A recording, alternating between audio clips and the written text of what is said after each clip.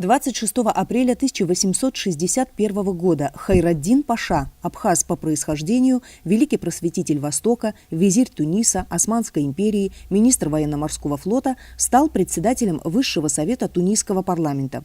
В этот день также была принята Конституция, ставшая первой когда-либо провозглашенной в мусульманском мире. Хайраддин Паша остался в истории Туниса как выдающийся прогрессивный реформатор. 26 апреля 1990 года был принят закон Союза СССР о разграничении полномочий между Союзом СССР и субъектами Федерации. На основании данного закона автономные республики были признаны субъектами Федерации. Одним из активных инициаторов этого закона был депутат Верховного Совета СССР Владислав Ардзинба. Историки считают, что трудно переоценить значение этого документа на пути суверенизации бывших автономных формирований СССР. В частности, на основании союзного закона 25 августа 1990 года Верховный Совет Абхазии принял Декларацию о государственном суверенитете Абхазии и постановление о правовых гарантиях защиты государственности Абхазии. 26 апреля 1993 года штурмовик Су-25 ВВС Грузии бомбил Гудауту. В результате бомбежки более 20 человек были тяжело ранены, из них 7 детей, разрушены около 10 жилых домов. В заявлении Верховного Совета Республики Абхазия эта акция расценена как свидетельство прежнего стремления руководства Грузии делать ставку на силовое решение проблемы грузино-абхазских взаимоотношений. 26 апреля 2004 года в Москве прошли российско-грузинские консультации с участием абхазской стороны по экономическим вопросам, а также по проблемам возвращения беженцев. Грузинская и абхазская стороны рассмотрели проект письма о намерениях в отношении возвращения к местам прежнего проживания жителей Гальского района. 26 апреля 2005 года парламент Абхазии утвердил кандидатуру Заура Барцица на должность генерального прокурора республики. 26 апреля 2008 года в Черкесске на съезде добровольцев-ветеранов Отечественной войны народа Абхазии принято решение об учреждении Северокавказской ассоциации ветеранов грузино-абхазской войны.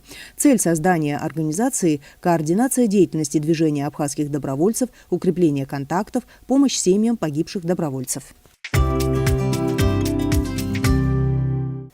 26 апреля 2011 года в ходе визита в Абхазию министра иностранных дел Российской Федерации Сергея Лаврова было подписано межправительственное соглашение об учреждении и условиях деятельности информационно-культурных центров в Абхазии и России. В рамках визита Сергея Лаврова состоялась презентация книги «Русские в Абхазии». Составитель издания – писатель Надежда Венедиктова. Книга рассказывает о многих представителях русской интеллигенции в Абхазии XIX-XX веков.